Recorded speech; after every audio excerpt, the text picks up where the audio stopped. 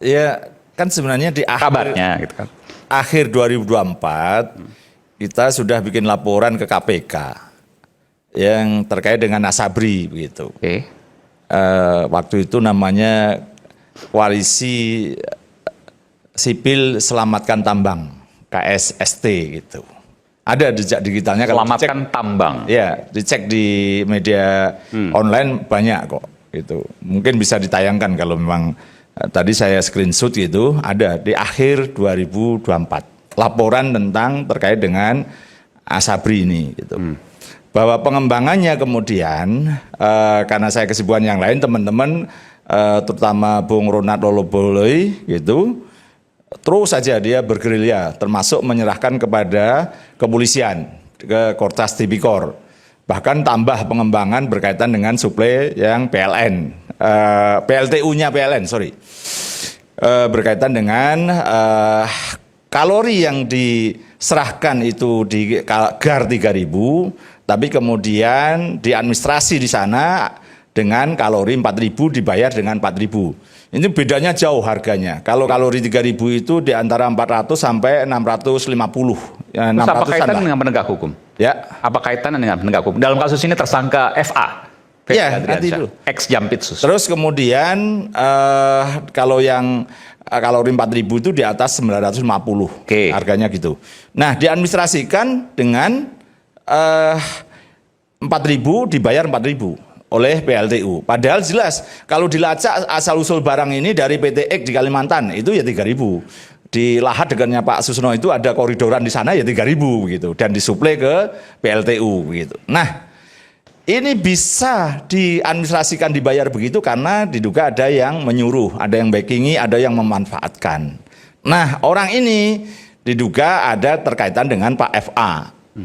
Sehingga kemudian ya PLTU mau tidak mau harus menerima dan harus membayar dengan kalori 4.000. Nah, apakah ini pembuktiannya seperti sekuat apa begitu? Ini kan laporan dari teman-teman. Kemudian Pak Ronald itu, Bang Ronald itu Komsak namanya, Komite Koalisi Sipil Anti Korupsi. Gitu. Nah, itu di pertengahan tahun 2025 berproses, kemudian ya memang penyelidikan kepolisian memang secara tertutup gitu. Memang kemudian seperti kesannya kemarin gaungnya langsung saat itu juga, terus kemudian langsung penggeledahan segala macam. Itu kalau cerita panjang Pak, bisa panjang Pak Aiman, Pak Aiman. Kenapa? Misalnya orang yang mampu membuka brankas 15 menit, itu urutannya ada sebelumnya pengintaian brankas itu. Nggak mungkin tiba-tiba ujuk puter-puter dapat, nggak mungkin. Itu bisa 24 jam baru bisa kebuka kalau dia tidak. Artinya sudah ada sudah hafal nomornya. Ya, enggak. Aduh, cara bukanya gimana ya? Gimana? Gak apa-apa, bongkar aja, buka aja di sini nggak apa. Itu bahkan ada yang bilang 26 detik. Kalau video cuma 26 detik ya, tapi sebenarnya 15 menit. Ya, itu gimana? Pasti ada penyelidikan sebelumnya, kurang lebih gitu. Kira-kira gitulah. Tapi caranya bagaimana nanti diketahui orang lain, oh cara menghindarinya bagaimana gitu kan. Jadi ada penggalangan, ada yang namanya latihan, ada pengintaian segala macam. Ya memang harus kita buka bahwa ada pernah Densus yang ditangkap. Itu yang pertama. Kedua, 2025. Ya, kedua ada seseorang yang bertengkar di sebuah hotel kemudian ditangkap polisi. Kemudian ada isu mau penggeledahan di rumahnya Pak Febri waktu itu gitu. Jadi ini rangkaiannya memang sudah panjang. Dan itu semua terkait dengan kasus-kasus ini. Ada Asabri, Krakatau Steel, lalu kemudian Batubara atau kasus yang lain sesungguhnya. Asabri dulu yang terkait dengan lelang saham PT GBU. Itu yang memang kita pintu pembukanya awal di akhir 2024 itu di situ. Kedua berkaitan dengan suplai PLN tadi dikembangkan oleh Ronald di pertengahan 2025 Batubara. Terus kemudian itu terkait dengan pemadaman bergilir ya yang selama ini disebut. Iya, otomatis kemudian karena PLTU kita itu dapat suplai kalori rendah, lama-lama rusak ini. Ya. PLTU-nya rusak, kemudian terjadi blackout kemarin. Gitu. Meskipun loh ya, sebenarnya ini hanya 2% ini dari PTO ini. Karena hanya 2 juta sekian, sementara kebutuhan PLN se-Indonesia itu hampir 100 gitu, 100 juta metrik ton. Nah, tapi kan kemudian kan bisa dilacak. Loh, ini kan yang 4.000 ini siapa yang ternyata hanya 3.000. Nah, dilacak itulah ada orang yang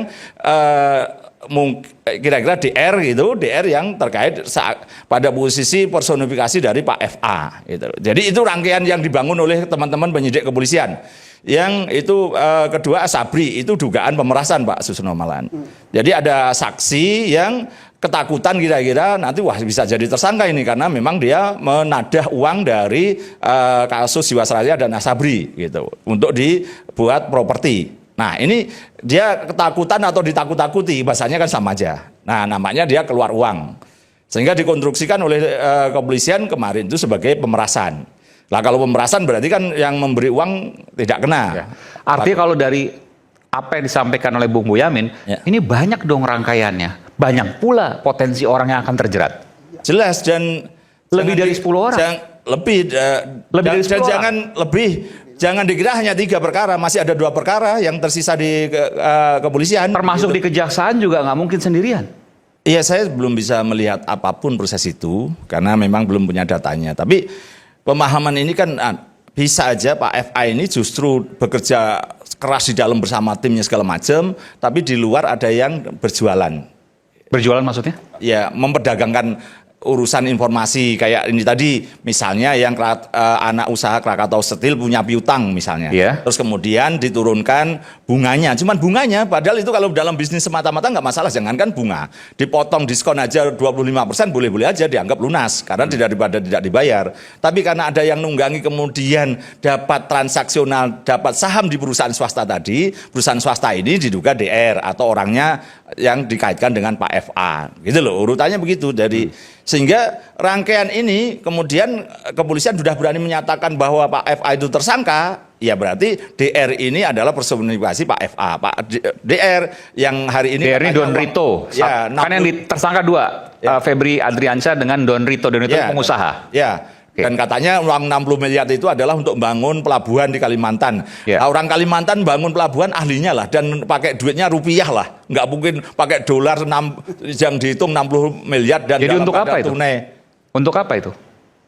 Lawyernya hari ini mengatakan bahwa uang 60 miliar yang disita dari Cafe Deklan itu adalah uang yang mau dipakai untuk membangun pelabuhan. Nggak mungkin. Rasa orang Kalimantan ngapain orang cari orang ke Jakarta yang lawyer gitu kan, semakin tidak nalar sebenarnya kalau itu pun nanti dikejar. Ya enggak apa-apa, itu lawyer yang mengatakan, lawyernya Don Rito mengatakan seperti itu. Nanti uang yang 600-an miliar itu mungkin bisa jadi ada kaitannya pernah dapat kripto dan dicairkan sehingga bentuknya dolar gitu. Tapi uang $1.000-an itu yang Singapura itu berlaku hanya di Indonesia. Di Singapura sudah nggak ada Pak Susno. Pak Rajasa sudah nggak ada itu. Dan uang 1.000-an itu kalau ini ditukarkan hari ini nilainya per dolarnya adalah 14,1. Tapi kalau yang 100-an hanya 13,5. Kenapa begitu? Karena lakunya hanya di Indonesia begitu. Jadi hanya untuk suap menyuap aja maksudnya begitu. Jadi kalau jumlahnya sekian banyak itu gitu. Dan saya sebenarnya sudah akan meminta pada pemerintah Singapura untuk menyatakan tidak berlaku lagi seperti uang dulu $10.000 Singapura. Kalau ini tidak berlaku lagi, nanti akan menjadikan semakin kira-kira korupsi semakin terberantas lah kira-kira gitu, pencegahannya. Itu gambaran hukumnya kira-kira gitu Bang Aiman. Jadi kalau toh ini kemarin saya memang teriak pada saat hari Sabtu siang karena DPR malah mengotorisasi pemindahan itu, bukan penyerahan berkas pengalihan, tapi ini pengalihan atau pemindahan penyidikan. Anda nggak setuju itu? Ya nggak setuju sebenarnya gitu. Tapi karena malamnya sudah ada titah presiden, ya udahlah saya manut. Karena itu mungkin terbaik. Kenapa? Kalau tetap di kepolisian nanti kalau tidak P21 bagaimana? Dikerjai oleh jaksa misalnya. Nah, tahanan bisa lepas. Itu banyak kendala madorotnya juga gitu. Tapi kalau di sini nanti bisa jadi juga ada SP3 atau penghentian penuntutan malah deponering ya bisa juga di kejaksaan. Jadi mari kita kawal bersama. Ini juga saya kira kejaksaan akan malu kalau ini sampai SP3 atau deponering karena itu untuk membersihkan dirinya. Kita percayakan dulu. Bahkan tapi oleh gerombolan saya memang besok rencana mau diuji pra peradilan. Gerombolan siapa? Gerombolan saya. Maksudnya apa tuh? Gerombolan.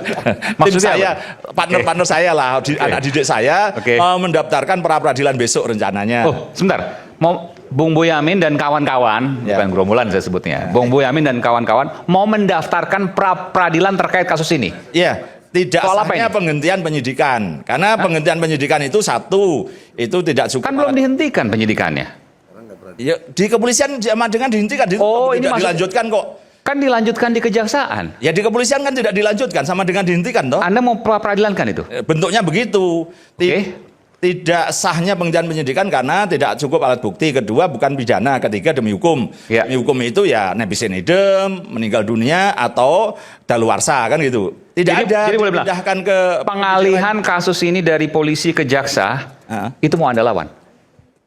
Ya kita uji, bukan Lewat dilawan loh ya, kita uji. pra-peradilan, iya lah. Ya kalau memang nanti dikabulkan biar tetap di polisi. Oke. Kan gitu. Kalau ditolak berarti ya boleh ke jaksa. Kan kita kan kreatif-kreatif di situ aja, memaknai, memperluas, Ya, mempersempit dan kemudian apa kemudian pengadilan daripada nanti didahului oleh Pak FA dan kemudian penetapan tersangkanya tidak sah. Kan gitu kan.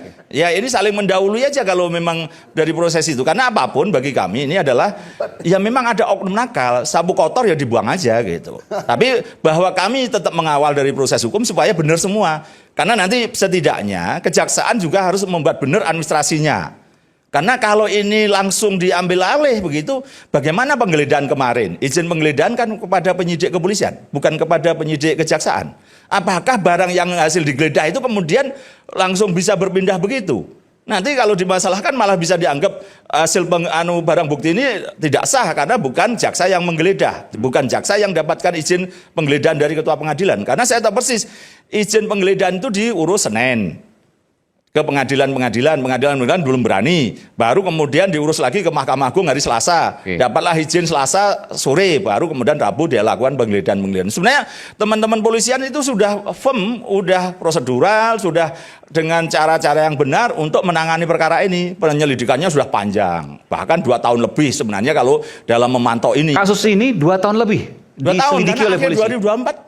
Karena Pak Ronald itu kemudian di awal tahun 2025 sudah menyerahkan berkas-berkas itu pada Kortas Tipikor juga gitu loh untuk Termasuk soal berangkas tadi. Oh enggak, kalau berangkas itu kan maksudnya belakangan itu. Iya. Kan, Artinya bukan hari itu pokoknya baru mau ini bahwa dibongkar. gini, teman-teman kepolisian itu kalau mau bekerja sebenarnya, mau bekerja itu hebat-hebat gitu.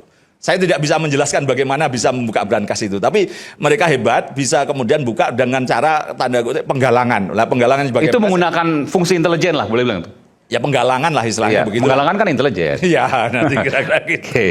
Jadi siapa sudah hebat. ditemenin siapa gitu kan?